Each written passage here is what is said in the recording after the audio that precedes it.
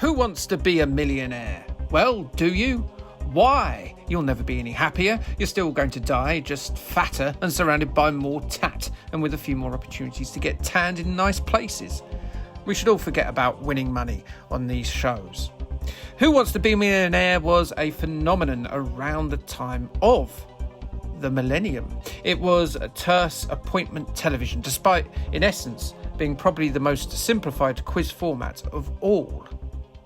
No need for big steel wheels, giant cards, CG yellow goons larking about on a massive screen, or smiling glamour-puss dolly birds. It was 2 chairs, a host, a contestant, some dramatic lighting, and a lot of nervous pregnant pauses for effect. It's 15 multiple-choice questions with 3 bailout options should the contestant begin to struggle to get the answers out of his brain. And those are in the form of phone a friend, ask the audience, and 50-50. There's nothing else to this game. That's all there is. Initially presented by Chris Tarrant, who sort of resembles a concentration camp surviving Boris Johnson, it had a lengthy first run of 16 years, from 1998 to 2014. It was a ITV institution produced by Celador, who were also the company behind Slumdog Millionaire, which, yes, was the Oscar-winning movie about an Indian who wants to be a millionaire contestant. In its first run, it hit a ratings high of 19 million viewers, which on one occasion resulted in a 60% TV share and gave the BBC a record low rating on the other side.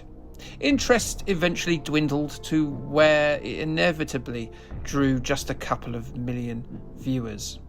That was in the mid-2010s. It has returned recently with genial Carl Grump Jeremy Clarkson hosting, but it's unlikely to have anything like the reach or success of the original. But it was a huge success across the globe in the 2000s. Look at this map.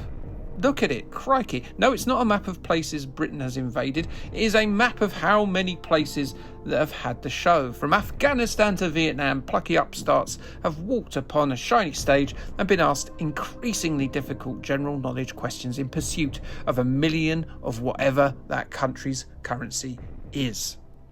With a series as successful as this, it won't surprise you that there was a video game. It might surprise you that there were this many. You've got 2nd editions, 3rd editions, junior editions, American editions, Irish editions, Japanese editions, Tiger Electronic Game editions, European editions, versions for a diverse range of formats, from the DVD player, 6 of those in fact, to the DS, to the Xbox Series, to the Apple Mac, to the Switch, every single PlayStation apart from the Vita, and even one released in 2021 for the PlayStation 5. Can you believe there's been that many versions of this? If you want to answer 15 general knowledge questions, well, they've largely got you covered.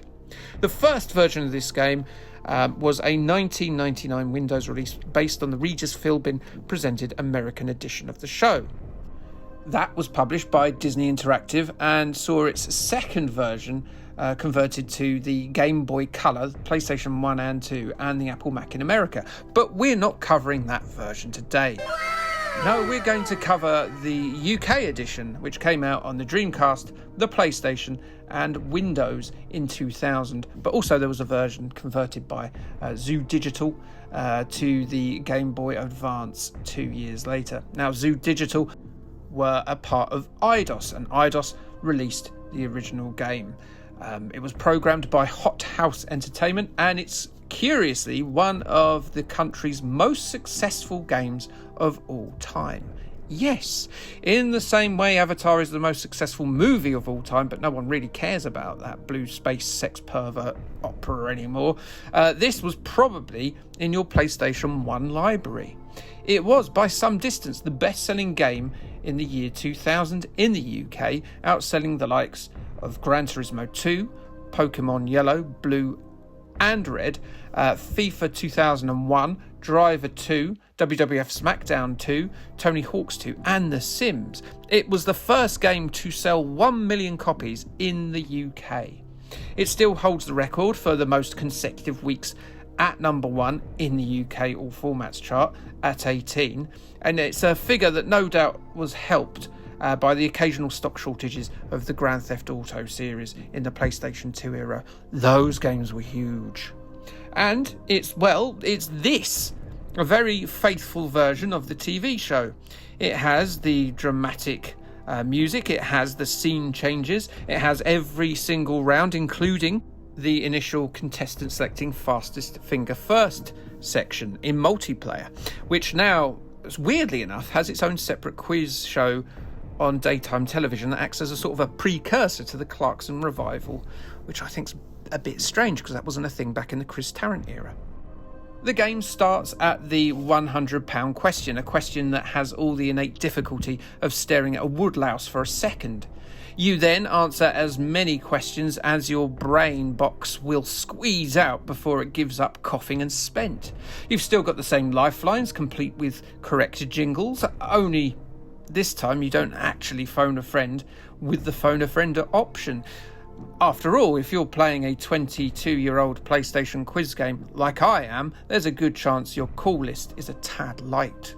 Instead, the game provides a friend for you that, unlike the TV show, shouldn't be your last preserved lifeline, as it guesses wildly when you get past the 100,000 question range. You can also choose, hilariously really, to conserve the money you've accrued by tapping out at any point, even though the money is not actually real. Why would you not gamble your £0? Graphically, it's fine. The pre-rendered set is eerily empty, with the chairs apparently gaining consciousness and playing the game while being watched by other empty chairs in the audience. Maybe there was a visit to the Who Wants to Be a Millionaire studio by the Magic Circle, who burnt so many magic farts into the upholstery that they've given life to them, like the mop in Fantasia. I'd argue that this is the right choice. It's probably better this than having Chris Tarrant rendered in PlayStation 1 era polygons. Ugh. Chris Tarrant's voice does appear, but not to read the questions, and the European version swapped out Mr. Tarrant for whoever their host of their TV show was. There's likely not enough questions to have you play this every day for the rest of your life, but you're not going to want to, I suspect, and it's certainly going to give you more lasting appeal than, say, the board game version or a quiz game on the ZX Spectrum. I can assure you of that, having played many. When the game launched, a smart piece of marketing saw one lucky purchaser scoop £1 million as a prize. That's very apropos. Disappointingly, though, it wasn't based on you completing the game, and was instead a bit of paper on which you'd have to organise your preference of things you'd spend your winnings on, which then a judge or something would decide was the right order. Weird. It's highly unlikely that £1 million would buy you all of this stuff anyway. Who Wants to Be a Millionaire is, in many respects, the perfect TV licence. It captures the tension well and is visually on point. The gameplay, though, well, that's where it lets itself down. It's exactly the same format as the show itself. It perfectly achieved what it set out to do, but that doesn't necessarily make it a great game. Its simple format makes it extremely light on content, and so it's a short-lived experience. As we play it here in 2020, with easy internet access becoming a standard in households as water and electricity, you may find the temptation to ace the harder questions a little bit too hard to resist.